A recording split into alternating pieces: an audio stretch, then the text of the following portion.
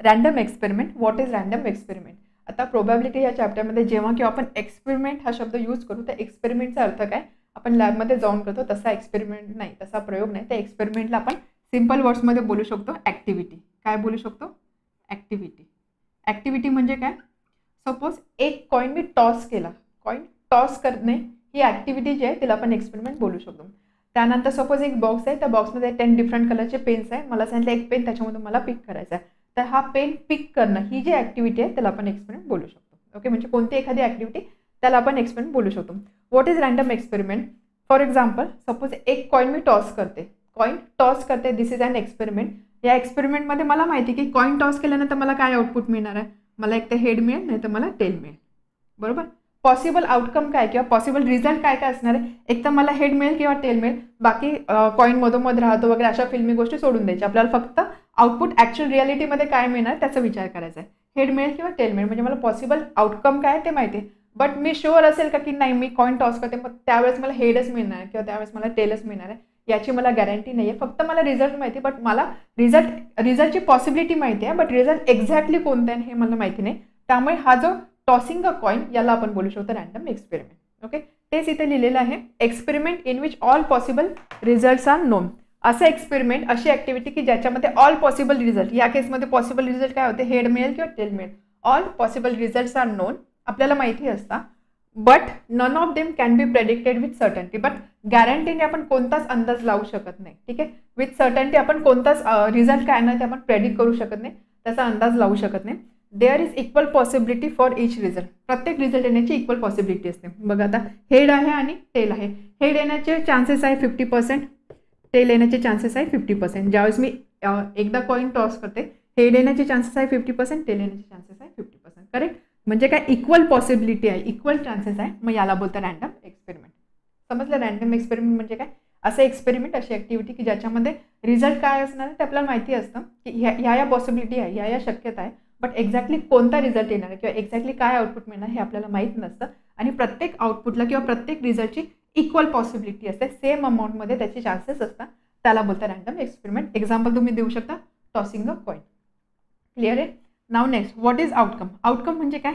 Result of random experiment is called as outcome. आउटकमचा अर्थ काय असतं? आउटकम आपण बोलतो आउटकम काय आलं या गोष्टीमधून, म्हणजे त्याच्यामधून मला रिझल्ट काय मिळालं किंवा आउटपुट काय मिळालं, आउटपुट ऑर रिझल्ट असं आपण बोलतो. What is outcome? तर आउटकम म्हणजे काय? Result of an random experiment. Result of random experiment, एखादा रॅन्डम एक्सपेरिमेंटचा रिझल्ट काय येतो त्याला बोलता आउटकम. ओके, आता आउटकम इथे काय येऊ शकतं? ज्यावेळेस आपण कॉईन टॉस करतोय या केसमध्ये आउटकम असू शकतं गेटिंग हेड, गेटिंग टेल, हे असणार आहे आउटकम. ओके, जर मी डाय थ्रो केला तर त्यामध्ये आउटकम काय असू शकतं? मला एक तर 1 मिळू शकतो, 2 मिळू शकतो, 3, 4, 5, 6 असे नंबर्स मला मिळू शकतात. तर हे झाले त्याचे आउटकम्स. समजते? तर equally likely outcomes. Equally likely आउटकमचा अर्थ काय?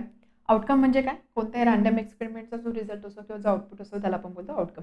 इक्वली लाईकली म्हणजे इक्वल चान्सेस आहे, आउटकम येण्याचे चान्सेस ज्यावेळेस इक्वल असतात त्यावेळेस त्याला बोलतो आपण इक्वली लाईकली आउटकम. याचा अर्थ काय? अगेन आपण सिम्पल तेच एक्झाम्पल घेणार आहोत कॉईन टॉस करण्याचा.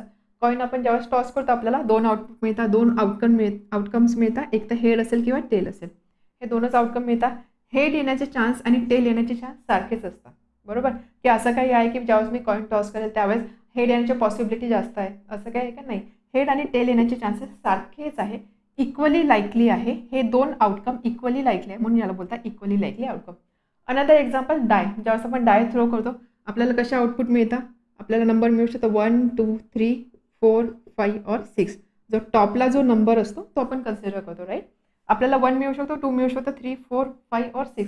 असं काही आहे का की 5 नंबर येण्याचे चान्सेस जास्त आहे किंवा 2 नंबर येण्याचे चान्सेस जास्त आहे, असं काही आहे का? नाही, प्रत्येक नंबर येण्याचे जे चान्सेस आहे किंवा पॉसिबिलिटी आहे ती सेम आहे, इक्वल आहे, म्हणून याला बोलतात equally likely outcome. So equally likely आउटकमला आपण कसं डिस्क्राईब करू शकतो? If none of outcomes occurs in preference to other. कोणताच आउटकम दुसऱ्याच्या प्रेफरन्सने होत नाहीये त्या केसमध्ये त्याला आपण बोलतो इक्वली लाईकली आउटकम.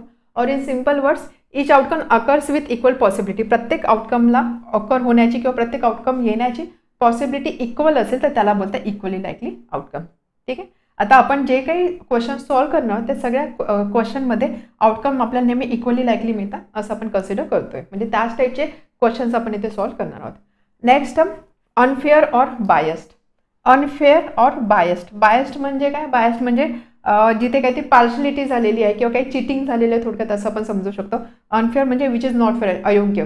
तर अनफेअर किंवा अनबायस्ड किंवा याच्या ऑपोजिट असणार आहे फेअर म्हणजे योग्य आणि अनबायस्ड म्हणजे जिथे काही बायस काही झालेलं नाही आहे किंवा मग जिथे काही चिटिंग झालेली नाही आहे. So what is unfair or biased? If object of random experiment. Random एक्सपेरिमेंटचा ऑब्जेक्ट. ऑब्जेक्ट म्हणजे काय?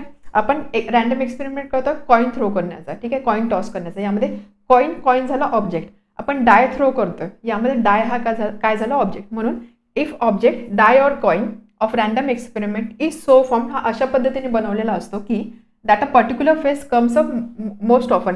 एक पर्टिक्युलर फेस जास्त वेळेस येतो. तर ह्या केसमध्ये जो कॉईन असणार आहे किंवा जो डाय असणार आहे त्याला आपण बोलतो अनफेअर ऑर बायस्ड. समजलं? काहीतरी चिटिंग झालेली नाही. काय सांगितलं की अशा पद्धतीने तो फॉर्म केलेला असो किंवा त्याचं स्ट्रक्चर असं असतं की आपल्याला एक पर्टिक्युलर फेज जे आहे ते जास्त वेळेस मिळतं. म्हणजे कॉईन अशा पद्धतीचं असेल की ज्याच्यामध्ये लेट्स हेड येण्याचे चान्सेस जास्त असतील. तर जनरली कसं पाहिजे, हेड आणि टेल येण्याचे चान्सेस इक्वल पाहिजे. पण असे काही कॉईन्स अशा पद्धतीने कन्स्ट्रक्ट केलेले असतात किंवा त्याचं स्ट्रक्चर असं असतं किंवा असे फॉर्म केलेले असतात की हेड येण्याचे चान्सेस जास्त असणार आहे. किंवा डाय जो असतो तो डाय असा फॉर्म केलेला असतो की सपोज नंबर 6 येण्याचे चान्सेस त्याच्यामध्ये जास्त आहे. म्हणजे काहीतरी तिथे चिटिंग केलेली असते. म्हणून अशा या केसमध्ये आपण त्याला बोलतो अनफेअर ऑर बायस्ड. ठीक आहे. त्याच्या ऑपोजिट असणार आहे फेअर ऑर अनबायस्ड. आपण जे काही क्वेश्चन्स आता सॉल्व्ह करणार आहोत ते सगळे फेअर ऑर अनबायस्ड कंडिशनमध्ये जे ऑब्जेक्ट असणार आहे त्याच्यावर आधारित क्वेश्चन असणार आहे.